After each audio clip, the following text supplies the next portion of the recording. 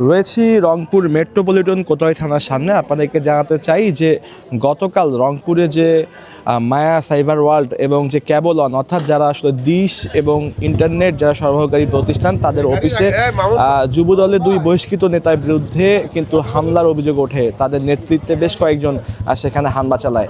এমনই কি CCTV footage গতকাল কিন্তু বিভিন্ন সংবাদ মাধ্যমে এবং সোশ্যাল মিডিয়াতে কিন্তু ভাইরাল হয়েছিল। এর পরপরই কিন্তু যুবদলের কেন্দ্রীয় কমিটি তাদের দুজনকেই কিন্তু আধা ঘন্টার মধ্যেই বহিষ্কার করে এবং বহিষ্কার পরবর্তীতে কিন্তু আমরা দেখেছি যে আজ দুপুরবেলা যে মায়া সাইবার ওয়ার্ল্ড এবং যে ক্যাবল অনের পক্ষ থেকে তাদের বিরুদ্ধে দুটি মামলা দায়ের করা হয় এবং এই মামলায় এখন পর্যন্ত কিন্তু দুজনকে গ্রেপ্তার করা হয়েছে, যার মধ্যে র্যাবের পক্ষ থেকে র্যাব 13-এর পক্ষ থেকে একজনকে আটক করা হয়েছে এবং রংপুর মেট্রোপলিটন যে গোয়েন্দা পুলিশের পক্ষ থেকে আরেকজনকে আটক করা হয়েছে।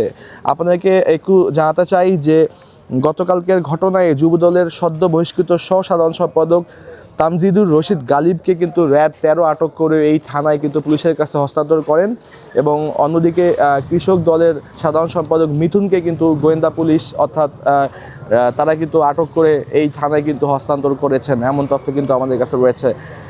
গতকালকে ইফতারের পরপরই কিন্তু ডিশের ব্যবসাকে কেন্দ্র করে তাদের মাঝে আসলে কথাবার্তা হয়। সেখানে কিন্তু যুবদলের যে বহিষ্কৃত নেতা রয়েছেন মনু, তিনি কিন্তু যে ব্যবসার প্রতিষ্ঠানের একজনকে কিন্তু তার পুরো পরিবারকে গুলি করে হত্যার হুমকি দেয়। এমন একটি ভিডিও কিন্তু সোশ্যাল মিডিয়াতে দেশব্যাপী ভাইরাল হয়েছিল। এই ঘটনা ঘটার পরপরই বিএনপির পক্ষ থেকে অর্থাৎ যুবদলের পক্ষ থেকে কেন্দ্রীয় কমিটি তাদের দুজনকেই বহিষ্কার করে। বহিষ্কার করার পরে মামলা হওয়ার পরে কিন্তু তাদেরকে কিন্তু ইতিমধ্যে গ্রেপ্তার করা হয়েছে। এই মামলায় দুজনের নাম উল্লেখ করে মামলা করা হয়েছে, অর্থাৎ যুবদলের মনু এবং যুবদলের গালিব। এই মনু এবং গালিবের মধ্যে গালিবকে এখানে কিন্তু আটক করা হয়েছে এবং সেখানে ভিডিওকে থাকা মিথুন তাকেও কিন্তু আটক করা হয়েছে।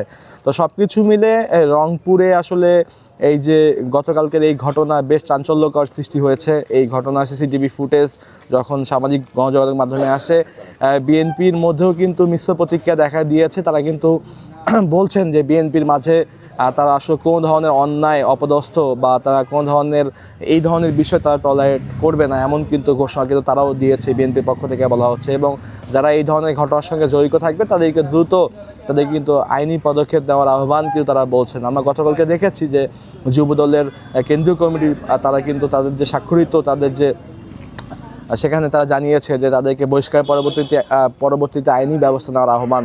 তো আমরা তারপরেই কিন্তু দেখলাম যে আজকে তাদেরকে এখানে কিন্তু আটক করে নিয়ে আসা হয়েছে।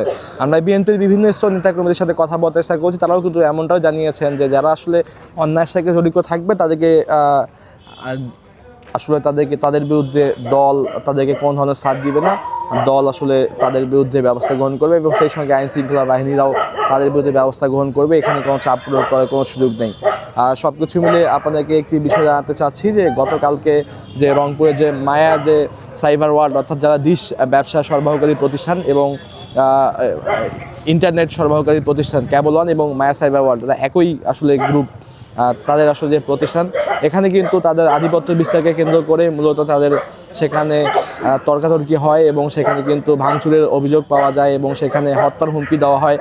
মূলত এটি ছিল ঘটনার সূত্রপাত এবং এর পরপরই কিন্তু আপনারা গণমাধ্যমে নিশ্চয়ই দেখেছেন যে সেই ভিডিও ফুটেজ কতটা ভাইরাল হয়েছিল এবং দেশব্যাপী কতটা চাঞ্চল্যকর সৃষ্টি হয়েছিল সেই ভিডিও ফুটেজে।